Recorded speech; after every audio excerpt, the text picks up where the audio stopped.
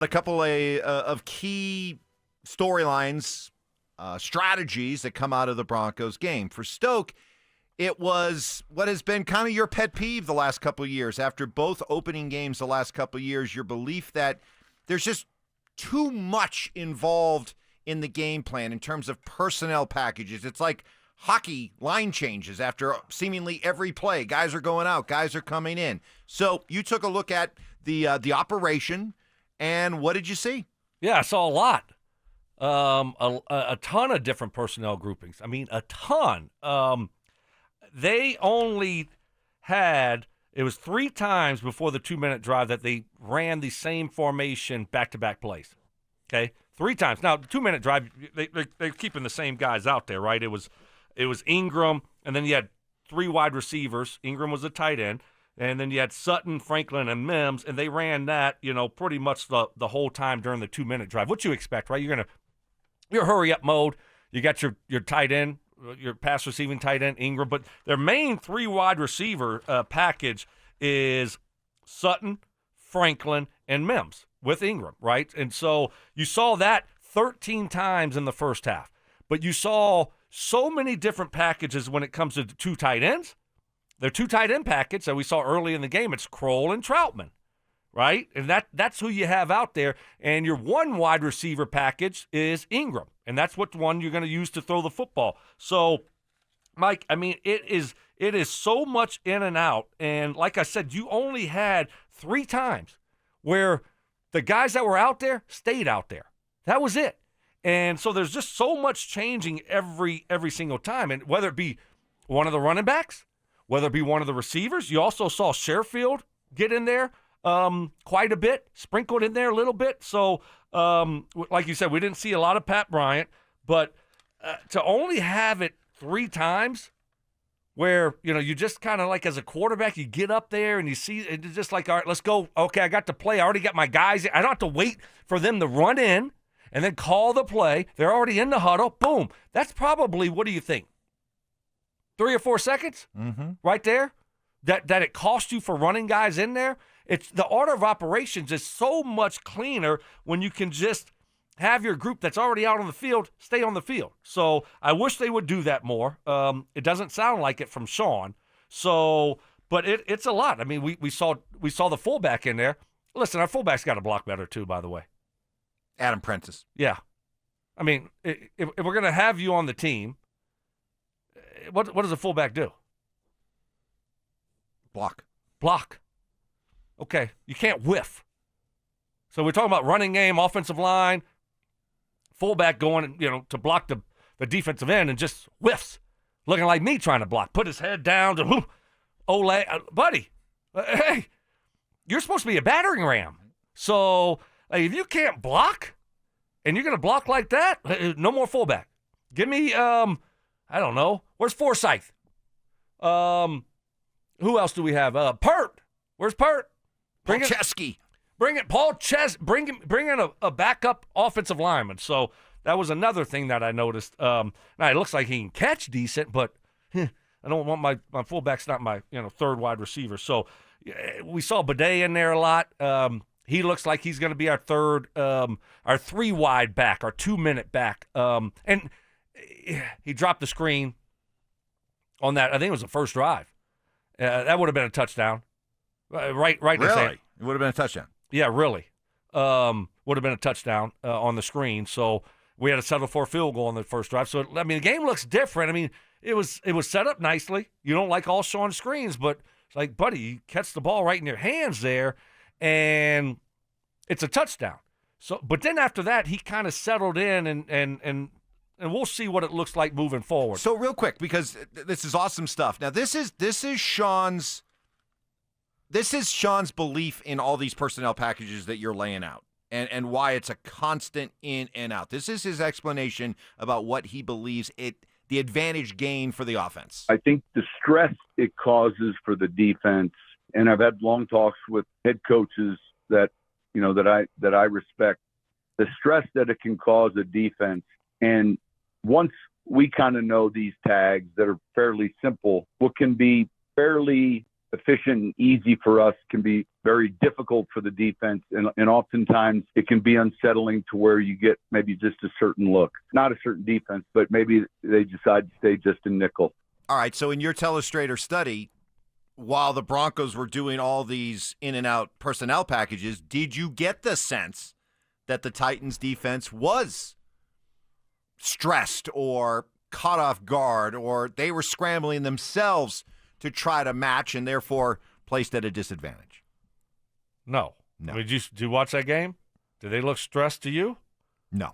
Right. I mean, the Broncos should have had 3 points at halftime until Tennessee just hand-gifted them a late touchdown by, trying to throw the ball with 40 seconds left. So, no, they didn't. And so I didn't see a defense that looked confused. I saw an offense that looked confused. I saw an offense that was making mistakes. I saw an offense that was getting to the line of scrimmage late and rushing and not lining up correctly. And so you can, some of that stuff you can contribute to the first game. That's fine. And again, it's one game sample size, but this is something that bothered me last year.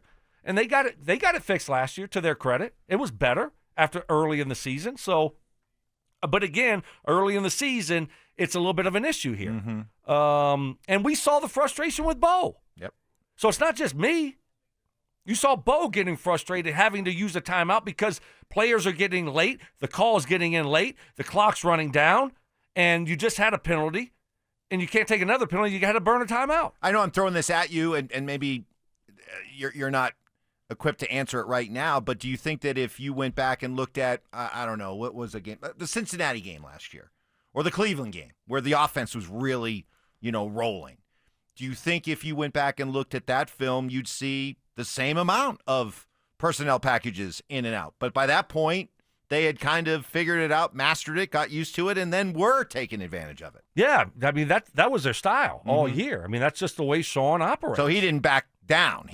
I'm speculating. I don't know for certain, but I would say, yes, that's the way he continued to operate all year last year, and they figured it out, and they were better. Early in the season, it wasn't very good, and then they got settled in, and it was better. So then the moral of the story is this. We always kind of go into a game, and it changes sometimes, but it's something that we'll be smart with, and the benefits from it we feel are worth it. And there you go. Right. He's not going to change. He believes in it. And while it may have looked disjointed and a bit chaotic in week one, he's confident that as long as we keep doing it, these guys will figure it out, and it'll end up being an advantage before it's all said and done. And last year, it did work for them. They were fine. I mean, they were a much better towards the end of the year than they were early in the year. So hopefully that's the case this year. The other thing you looked at, yeah, extra credit on your part, by the way. Yeah. Awesome, because I did not assign this to you, so you are a good student. We'll see if Stink did the same thing, but you took on an extra assignment on your own. Yeah, I looked at his first interception. I wanted to see both interceptions and see what happened on those interceptions. And so his first interception, it was a shotgun play. Okay, he's in the shotgun. He catches the ball, and he kind of 180 spins, okay, and he rolls out to the left. All right, so he spins out and rolls out to the left. It's a nice design of a play. You got Cortland Sutton on the right side, okay? Tight split, like 5 yards from the tackle, all right? On the left side, you have Sherfield and Marvin Mims. And they have a tighter split also. I think Mims is on the he's the outside receiver, but he's like 2 yards inside the numbers, and Sherfield is a few yards from the tackle or tight end, okay? And so the play is almost like the play that we saw at the end of the game on the fourth down, where they cross. So Sherfield and Sutton are crossing, all right? With Sherfield, with Sutton being over the top and Sherfield coming underneath or one or the other, doesn't matter, but they're crossing. Marvin Mims, who's a couple yards, he's on the left side with Sherfield. He's a couple yards inside the numbers. He's got a high corner, okay? So, he's just beelining it inside a little bit from where his alignment was, and then he's taking it high corner, okay? And so if he's open, Bo's going to chunk it to him, right? But if not, then you know what? Here comes Cortland Sutton from the right over and him and Sherfield are crossing. And so it's going to go probably to Sutton. Okay? You have the running back that is also coming to the flat the same direction that Sutton is. So if Sutton's covered, you might have a little check down there to the running back right there in the flat. 2-3 yard play. And so it looks like Sutton's going to be wide open. Coming from the right to the left. Bo's rolling out to the left. Looks like he's going to be wide open for a big gain. It's 2nd and 18. It's going to be a big gain. Guess what happens? I'm on pins and needles. What? Mims doesn't run for the love of the game. Oh, no. He Broke doesn't. my heart. He doesn't do a Stokely. You Right. loved run. That's all I did. That's all you did was run for love of the game routes. Right. Clear things out for Reggie and Marvin. Here you go. Dallas and Clark. Dallas. And Edge. Edge. He didn't do his job. So he was going, okay? He was going, and then he kind of throttled down. Ooh. And so what happens when he throttled down? The safety, they're playing cover 2. The safety's responsible for that whole side of the field. If he just hauls tail, like he's going to get the ball, that it's a void right there. Clears the safety.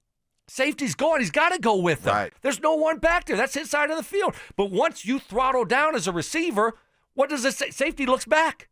Oh, well, here comes the football. Let me go intercept it. So, because he throttled down, now all of a sudden the safety turns his attention. He's like, well, he's throttling down for, I don't know why. He's not getting the ball. And so that was totally. But does Bo, okay, and great description. Real quick. 100% Should Bo have seen that, though? No.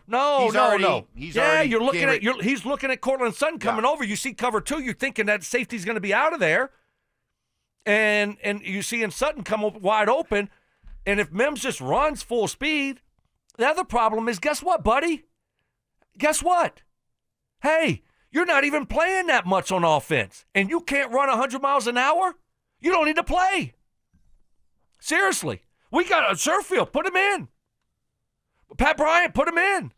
No. Because this is the other thing. When you rotate the personnel groupings that Sean Payton does, these guys ought to be fresh. The only guy that stays in there every play is Cortland Sutton.